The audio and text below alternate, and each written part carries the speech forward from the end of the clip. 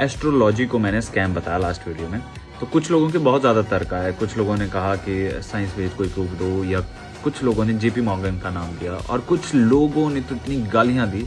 पहले पढ़ो इन लोगों की मानसिकता। पहले तो भाई अगर तुम्हें पता नहीं है तो जाके, अगर तुम इंग्लिश विचारधारा वाले हो तो तुम्हें कुछ नाम सजेस्ट करूंगा। एक है कार्ल पोपर और एक है थॉमस कुन। इन दोनों ने एस्ट्रोलॉजी के बारे में क्या क्या लिखा है वो ठीक है। अब तुम कहोगे कि यार इंडिया में भी तो बहुत लोग हैं, इनका नाम क्यों लिया? तो रुको, इंडिया वाले लोगों का भी नाम बताता हूँ। स्वामी विवेकानंद का नाम सुना है? उन्होंने पता है बुक में क्या लिखा था अपनी? Astrology and all this mystical things are generally science of weak mind. और अगर इसका हिंदी समझ नहीं आता तो गूगल ट्रांसलेट कर लेना, गधों की फौजों।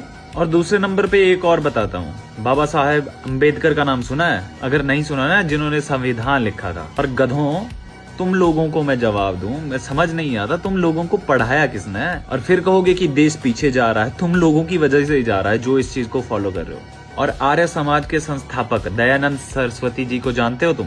अगर नहीं पढ़ा है ना इनमें से एक को भी, तो पढ़ लो पहले अंधभक्तों।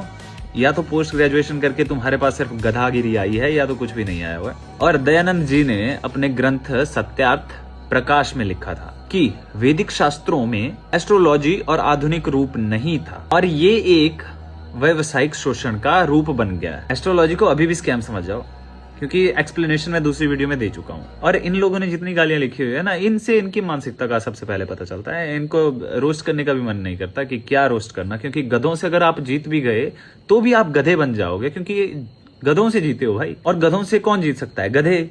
और अगर आप गधों से हार गए तो आप क्या हो गए?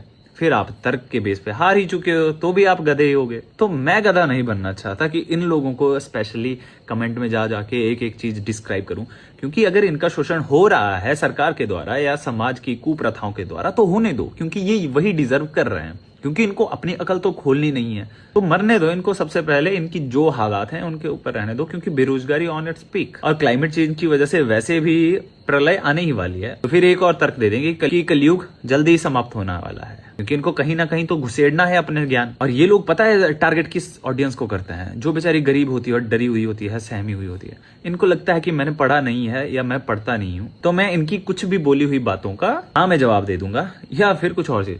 और एक भाई ने तो ऐसा लिख दिया स्टोरी में डाल के कि भाई अब तो मैं इसका करियर खा जाऊंगा, अब देखो तुम, इसने अगर मेरे को ब्लॉक नहीं की।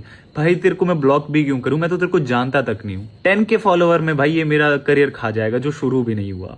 तो मैं कहना चाहूंगा कि अगर भगवान कहीं पे है तो भाई इन लोगों को सद्बुद्धि दे दे थोड़ी सी, वरना देश का बेड़ा गर्क हो ही चुका है और इन्होंने कसर छोड़ी भी नहीं।